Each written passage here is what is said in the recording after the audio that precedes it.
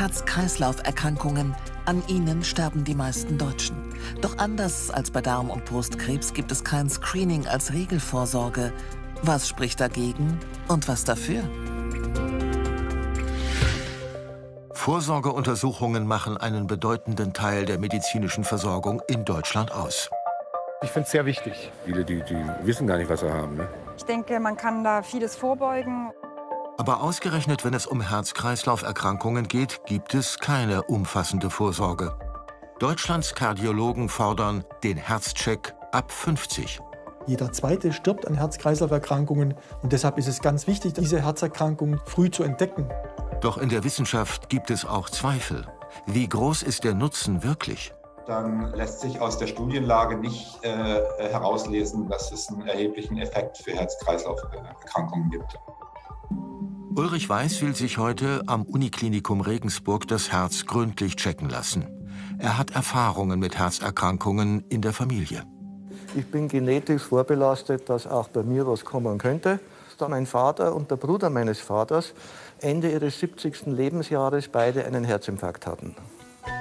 Dagegen soll er heute eine Reihe von Untersuchungen durchlaufen. Das EKG kann Hinweise auf mögliche Erkrankungen geben. Ein Ruhe-EKG ist entspannt. Macht man ja nicht viel, außer ruhig rumliegen. Das ändert sich beim Belastungs-EKG. Es wird sportlich. Herr Weiß muss gegen bis zu 175 Watt Widerstand anstrampeln. Jetzt wird's richtig anstrengend. Manche Herz-Kreislauf-Probleme werden erst unter Belastung sichtbar. Das Fachpersonal überwacht, dass der Blutdruck nicht über 250 steigt. Jetzt ist Schluss. Lockeres Ausstrampeln.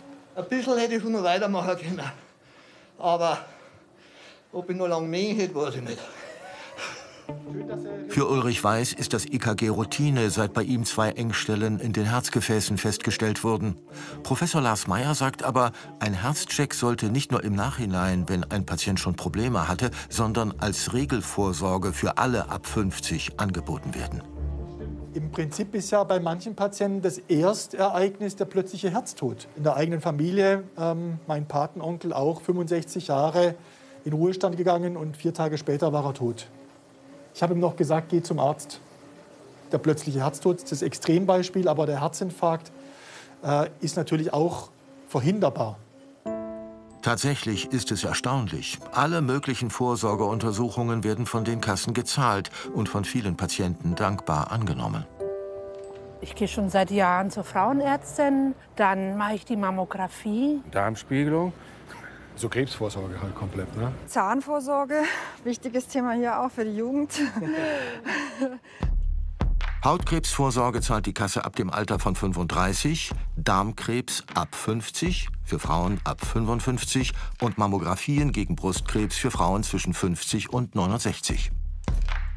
Der Blutdruck wird zwar beim allgemeinen Gesundheitscheck ab 35 angeschaut, aber einen umfassenden Herzcheck gibt es nicht. Und das, obwohl Herz-Kreislauf-Erkrankungen die häufigste Todesursache sind. Ich finde das erstaunlich und erschreckend. Die Hälfte der Patienten in Deutschland versterben immer noch an Herz-Kreislauf-Erkrankungen und 25% der Patienten versterben vor ihrem 65. Lebensjahr. Und eigentlich sollten die politischen Rahmenbedingungen dem Vorhaben in die Hände spielen. Der Gesundheitsminister wirbt seit Jahren für Prävention. Es ist ohne Wenn und Aber eine besonders wichtige Pflicht, dass wir in der Prävention mehr investieren. Und der Koalitionsvertrag der Regierung verspricht einen nationalen Präventionsplan und neue Maßnahmenpakete. Aber es gibt auch kritische Stimmen. Der IGEL-Monitor bewertet die Wirksamkeit von EKGs als Vorsorgeuntersuchungen mit der zweitschlechtesten Note, tendenziell negativ. Und auch das unabhängige Forschungsnetzwerk Cochrane hat sich in mehreren Meta-Analysen mit dem Thema befasst.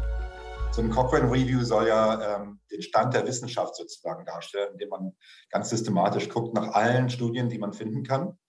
Und das Ergebnis ist ziemlich eindeutig. Sie finden keinen Effekt auf kardiovaskuläre Erkrankungen. Kein Effekt auf, was wir so die harten Endpunkte nennen, also sowas wie Sterblichkeit oder Herzinfarktrate oder Schlaganfälle.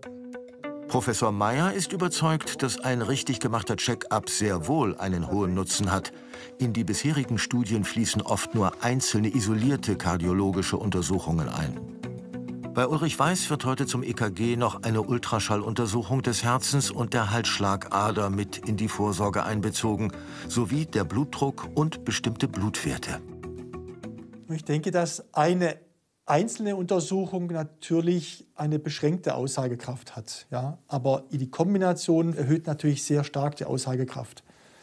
Insofern sollte der Check-up aus mehreren Untersuchungen bestehen. Aber ob der Herzcheck zur Kassenleistung wird, müsste in Berlin im gemeinsamen Bundesausschuss entschieden werden, in dem auch die Kassen vertreten sind. Weder der Spitzenverband der Krankenkassen noch die bayerische AOK wollen aber auf Nachfrage mit uns über das Thema sprechen. Für Ulrich Weiß sind die Untersuchungen heute gut ausgegangen. Die Engstellen in seinen Gefäßen haben sich nicht weiter verschlechtert. Es gibt mir eine sehr große Sicherheit, weil ich denke, dass ein Herzinfarkt, der vielleicht in 3 bis 5 Jahren anstehen würde, ohne Therapie, vermeidbar ist. Ich sage immer, dass man einen TÜV-Stempel bekommt für die nächsten Monate oder Jahre und dass man dann wieder ruhigen Mutes in den Alltag zurück kann. Regelleistung oder nicht, für den Einzelnen gibt die Vorsorge ein gutes Gefühl.